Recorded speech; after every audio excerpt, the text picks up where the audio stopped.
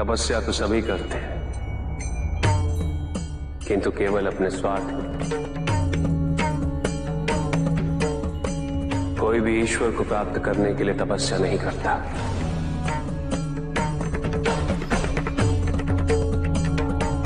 कोई भी तपस्या इसलिए नहीं करता कि उसकी भक्ति उसके आराध्य तक पहुंच जाए।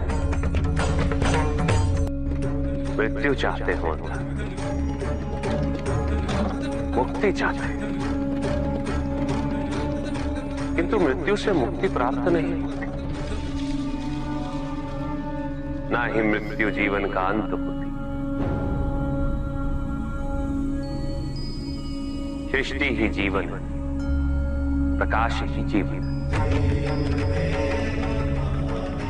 और यदि जब हम नेत्र खोले और हमें प्रकाश की अनुभूति ना हो,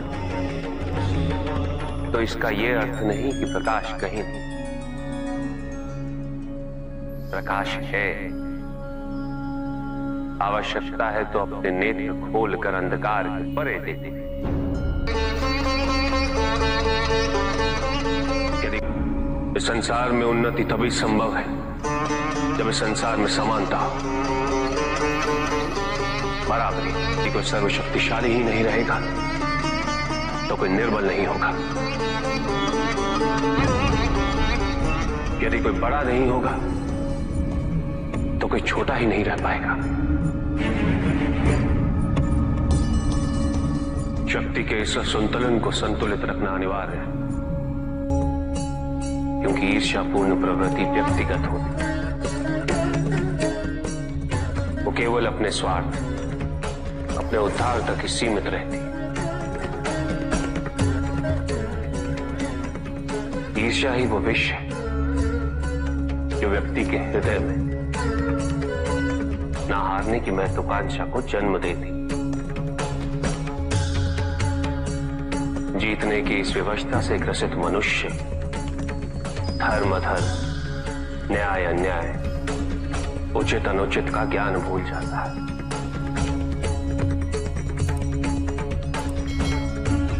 संवेदना करुणा भूल जाता है। उसे स्मरण रहता है तो केवल जीतना, भले ही वो छल कपट के माध्यम से ही क्यों ना हो। एक असुर था, एग्रिव। एक दिन वो ब्रह्मलोक गया।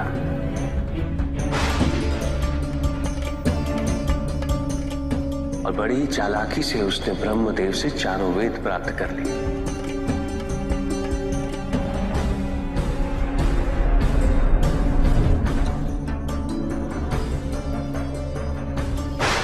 और जाके समुद्र में छुप गया, क्योंकि सारा ज्ञान वेदों में निहित है।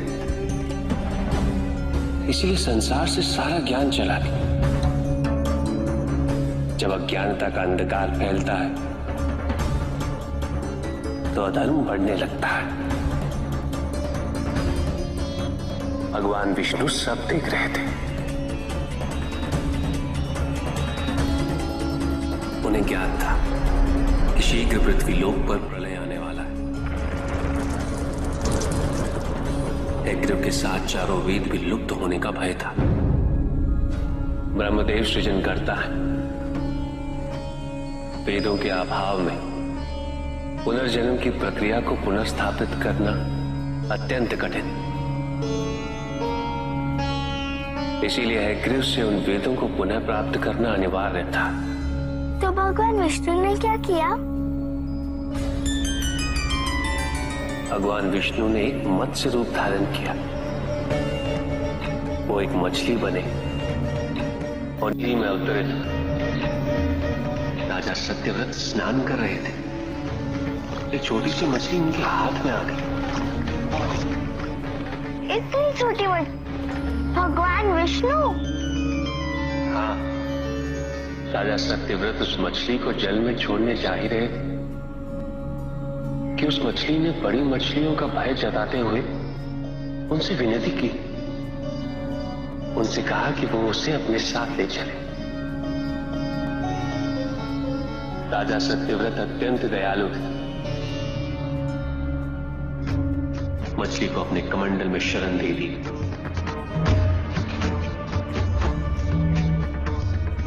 और अपने महल में ले गए। किंतु रात भर में मछली इतनी बड़ी हो गई कि कमंडल में रह पाना उसके लिए संभव ही नहीं था। और उसका बड़ा आकार देखने के पश्चात राजा सत्यव्रत ने उसे कमंडल में से निकालकर एक मटकी में डाल दिया। मटकी में डालने के पश्चात उसका आकार पुनः बड़ा हो गया। तो राजा सत्यव्रत ने उसे मटकी में से निकालकर एक सरोवर में रख दिया।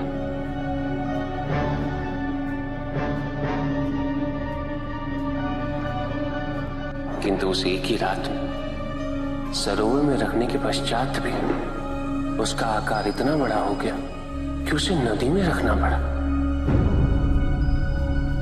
किंतु नदी में रखने के पश्चात भी उसका आकार पुनः बड़ा हो और इतना बड़ा हो गया कि यदि उसे महासागर में नहीं रखा जाता तो उसकी मृत्यु निश्चित थी। राजा सत्यव्रत उसे महासागर की ओर ले गए।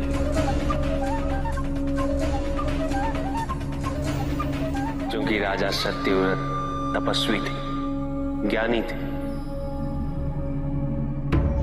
उन्हें आभास हुआ कि ये कोई साधारण मछली नहीं, ये स्वयं साक्षात भगवान विष्णु ही है।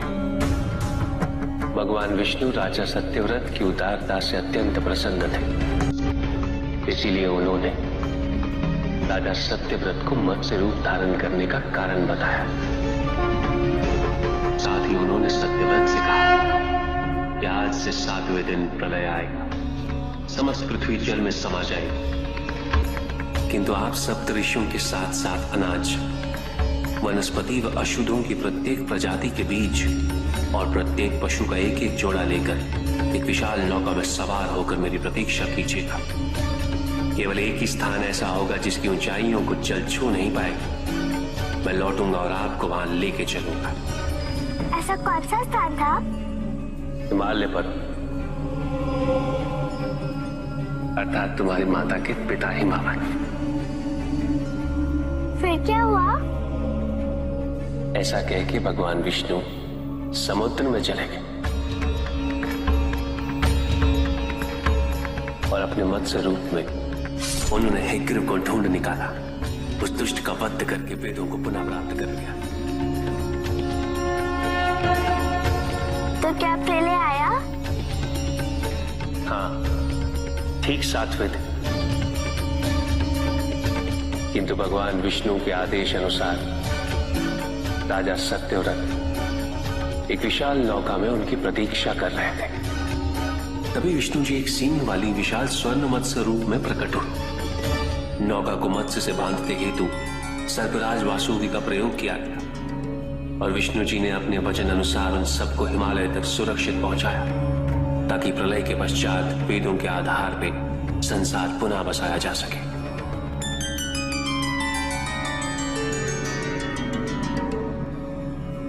राजा सत्यव्रत मनु कहलाए।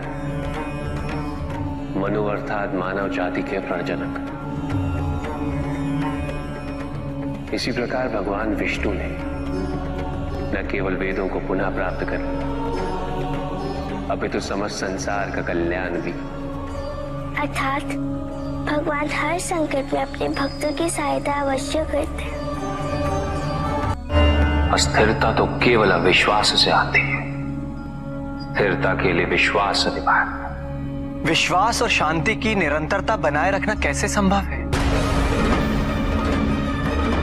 इस नकारात्मकता का प्रसार हम कैसे रोकें प्रभु? केवल इस जागरूकता से कि सब कुछ अहम से संबद्ध नहीं। जब भी किसी व्यक्ति के कार्य में अहम भाव प्रबल हो तो अहंकार, व्यक्ति जैसा भी हो, उसे अस्तित्व केवल वैसा ही प्राप्त होता है। व्यक्ति यदि अपने कर्मों के लिए अपने को उत्तरदायी समझे तो वो स्वतंत्र था। जब तक व्यक्ति किसी और को उत्तरदायी समझेगा तब तक को निर्भर रहेगा। व्यक्ति यदि ये सोचे कि उसके दुख का कारण कोई और है, तो सुखी कैसे रह पाएगा? यह असंभव है, क्योंकि दूसरों को परिवर्तित करना उसके वश में नहीं। वो तो केवल अपने आप को परिवर्तित कर सकता है। यही एक स्वतंत्रता है उसके पास। जो पीड़ा है, जो कष्ट है, वो व्यक्ति के अपने फल है, अपने निर्णय के फल। और जिस दिन वो अपने निर्णय परिवर्तित कर ले, उसी दिन उसके जीवन में परिवर्तन भी आ जाएगा। जिन्होंने जीवन के प्रति घृणा सिखाई, उन सभी व्यक्तियों ने पृथ्वी को नर्क बनाने में अपना योगदान दिया। इसलिए अधिकांश व्यक्ति अपने दोष, अपनी त्रुटियां और अपनी व्यर्थता को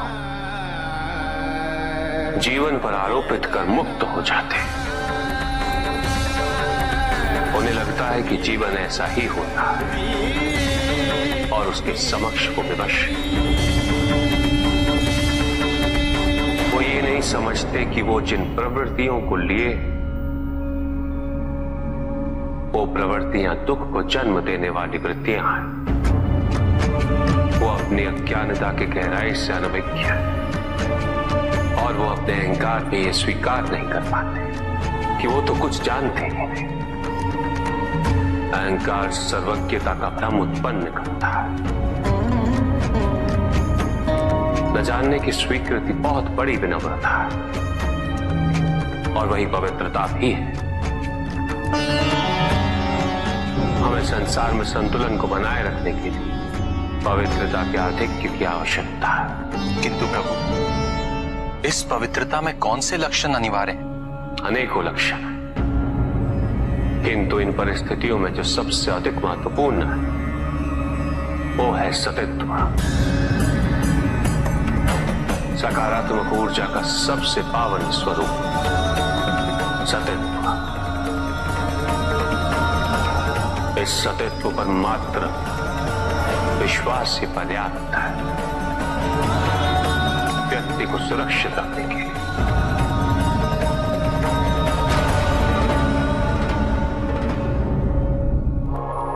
एक बार व्यक्ति सतित्व पर विश्वास कर ले तो नकारात्मकता सदैव के लिए दूर हो जाती है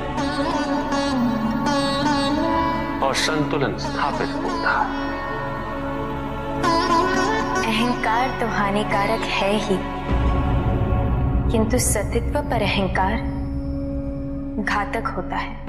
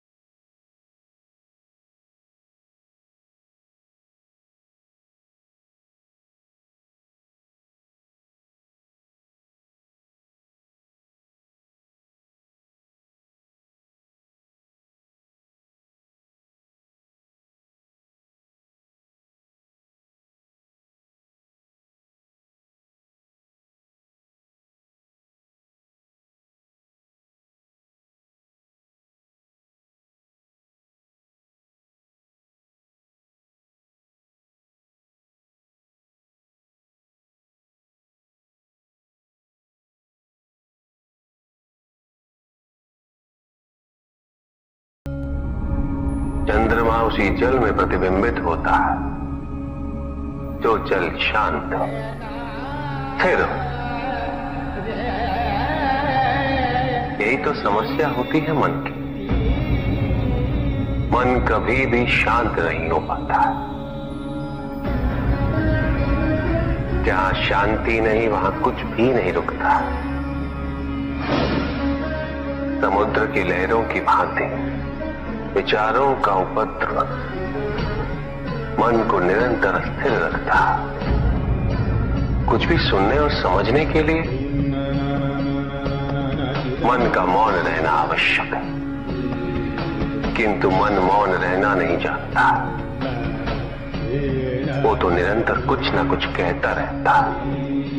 प्रतिपत्ति, शब्दों का आक्रमण चलता रहता है मन पर, और यही आक्रमण है जिसके कारण व्यक्ति कभी भी शब्दों के परे नहीं जा पाता। जहां जीवन की सत्यता का बोध उसकी प्रतीक्षा कर रहा होता।